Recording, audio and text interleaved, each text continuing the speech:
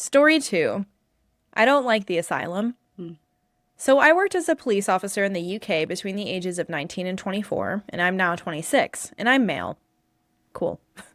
I left for personal reasons not connected to the story. One late shift about 2 years ago, I posted to the diary car. Essentially, I was to deal with scheduled appointments for low-level, non-urgent crime. It was a bit of a bum posting, but we all had to take it in turns to free up the rest of the guys for the emergencies. The key thing with this was posting is that it's for one officer only, so I was alone. I got to my 8 p.m. appointment, which was at a mental hospital, a place I and most officers probably go to near enough every week. This is because patients under section abscond regularly, and the hospital has to report it to the police as protocol. 9 times out of 10, they would return on their own free will, perfectly safe and well. Tonight, I was sent to debrief a patient who had returned. Essentially, I had to make sure that they're back and they're safe and nothing bad happened to them while missing. That kind of thing. I'd like to add that I've had a phobia of the mentally ill, particularly women. I hate going to this hospital, and it never got any easier for me, but I had to do my job. This hospital's old and creeps the hell out of me. From the outside, anyway. It has dark brown brickwork, huge windows, and what looks like a bell tower rising from the center. It looks like an old church building. Essentially, it looks like an asylum from a horror movie. I thought I might share a photo of it, but it's very distinct and would give away the story's location, so I'm not sure that I can. I went inside and presented myself to reception, who escorted me onto the ward through 2 locked doors and opened by staff electronic fobs. It's very clinical and white inside, smells of bleach and alcohol like most hospitals, so nothing like the outside. I get into the ward office and speak to the staff nurse. She gives me all the details I need, but in doing so, as per usual, I've been spotted by half the patients on the ward already. This office is locked, but it's in the center of the ward.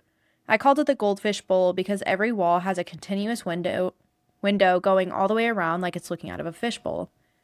The uniform I'm in is a massive draw for the patients, and they all surround the glass, tapping on it, shouting things at me, etc. Reminds me of The Walking Dead a bit. I'm used to this, though it happens nearly every time. I do need to speak to Mary, though, the patient who returned, so I know I have to walk through all of that lot. I don't like it, but 2 members of staff come with me and we walk through. No one touches me, just a few unkind words, but eventually we get to Mary's room. The door is open and I look in before seeing Mary sat on the bed. I don't recognize her, and I'm sure I haven't dealt with her before.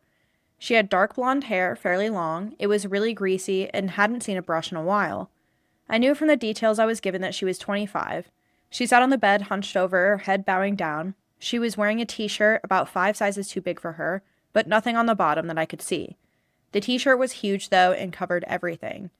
I said hello and explained why I was there, that I needed to ask her a few short questions while reassuring her that she was not in any kind of trouble. She said nothing. The staff members I was with then had to leave as something was going on with another patient.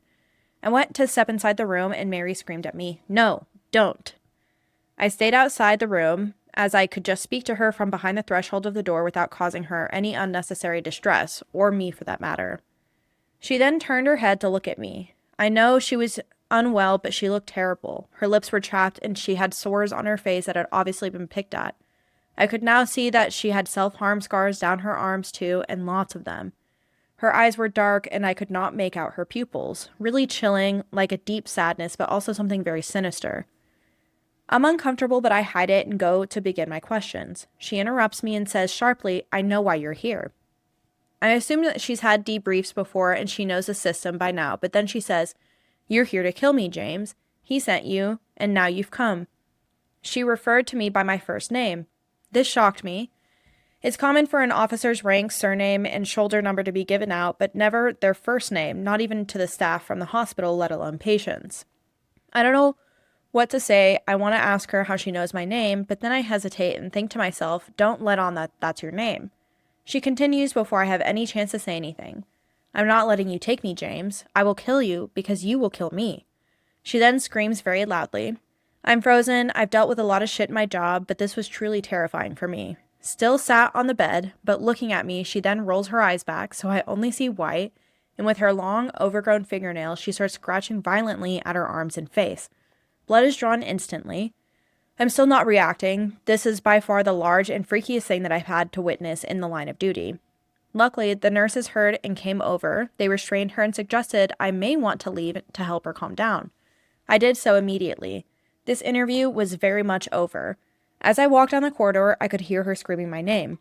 Someone let me out, and I walked back to my vehicle, got the driver's seat, and it took a few minutes. I was shaking. I could still hear her screaming my name inside of my head. She was the Shutter Island kind of scary, and I remember her vividly to this day. All of this went into my report, by the way.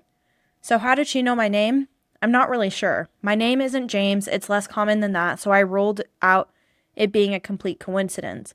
The only rational thing I can think of is that being a regular visitor, I must have been with a colleague who had said my name on a previous occasion. She must have heard it and remembered. This scares me, but it's the only way, surely. Needless to say, I would check in from time to time to see if she had absconded again. She did a couple of times, but eventually went off the radar, perhaps transferred or released. I did not know. I still have nightmares about her coming to kill me. That is horrifying. Yeah, that's spooky. That's really, at first I was like, oh, like that's a really common name, so I mean it could make sense, but knowing that they used like a fake name in the story, that's freaky. I don't like that. I don't like that. Yeah. At least she didn't like jump at him or anything or try to actually harm him, and it was just like that is true. Yeah. That is very true. But yeah, I would absolutely shit myself if they're like, you're gonna try to kill me, and your eyes roll back and you start clawing at your face, bleeding. Yeah. I would drive and drench myself in holy water. Yeah, I would too. I'd probably move, honestly. It's one of those things, especially because she gets out a lot. Yeah. She just happens to escape. First of all, what kind of a hospital do they just kind of like, they just happen to escape once a week? They get out. What can you say? They get out. They always come back. Yeah. Last one, they give people knives. This one, they just get out. They just get out. And what a place where they get out, but they just come back. Yeah. Like a stray cat, like a cat. Like a cat that gets out. Yeah. And they're like, no, I want to go home. And then they just come back. I'm done now. That's crazy. I'll go lay down. I'm tired. I had 3 warm meals in a bed. And they gave me sponge baths. Sponge bath is nice. Sponge baths. I love, like, taking a bath if somebody's bathing me. Because it's like, it takes all the responsibility out and you just kind of feel like a baby. Just, like, relax. Yeah. You're like, your brain is off. You're nice and warm. Yeah. Just wash my hair. Thank you. That's it. That's all I want. Yeah. This would be something that would make me quit. Yeah. The job. Yeah. Yeah. It makes me wonder what it was that made them I quit. know. It's due to other reasons they quit, but not for that reason. Not for that. Like, that would have been enough. Yeah. Yeah. That I would have quit. Well, first of all, I wouldn't be a cop in the first place. I'm not gonna do. Yeah. Yeah. That reminds me of the movie The Last Shift, I think it's called.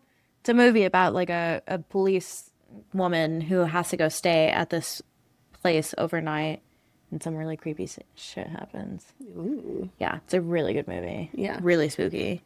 So, yeah. Anyway. I wouldn't want to be like I don't like a night shift. No, I couldn't do a night shift anywhere. I couldn't do a night shift anywhere. I also, like, I know that the day's going to come because it comes for everyone, but, like, the day that I have to stay in a hospital overnight, like, I've stayed in a hospital, like, really late at night. Like, I had a cyst that ruptured in 2023, and I was in the hospital at, like, God, I got there at like 6 p.m. and I didn't leave the hospital until like 4 in the morning. Jeez. Yeah. So I was there like overnight technically. Yeah, but like, it's not like, okay, here's your bed that you're gonna exactly. sleep in. No, it was like we're running tests on you all night. Like we're looking at different things. We're checking you out, like doing all these things. Yeah. And I was like they had me on like mass amounts of Benadryl to like keep me asleep. Yeah. So I literally would like remember like, like yeah, over and over. But yeah, the night that I had to stay at a hospital overnight by myself, I'm gonna be creeped out. Yeah, that is gonna be awful.